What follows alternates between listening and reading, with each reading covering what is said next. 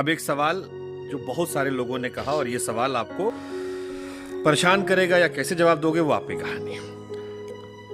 रामभद्राचार्य जी के पास आप गए थे। आपके भोजपुरी में एक हीरोइन है जिन्होंने 35 फिल्म आपके साथ की है, आओ ज्यादा की होगी जी। आम्रपाली जी। हाँ। आपने कहा उनको अर्धांगिनी वहां कह दिया था। बहुत सारा लड़का लोग या बहुत सारा लोग ये सवाल पूछते हैं कि अब चूंकि भोजपुरी भाषा से ही हमारे गुरुजी भी हैं, तो बोले आओ नहीं रहुआ और क्या हाल है। बोले सब बढ़िया है गुरुजी, आप बताइए सब तबीयत तबीयत सब ठीक बा। बोले हाँ। बोले ई के है तुहार बहन नहीं? बोले हाँ। बाबा मजा लेते मजा ले लगे। नमाज पढ़दार है। हाँ तो बाबा हम समझ गए, बाबा मजा ले रहे हैं। तो बोले नहीं गुरुजी अर्धांगिनी है।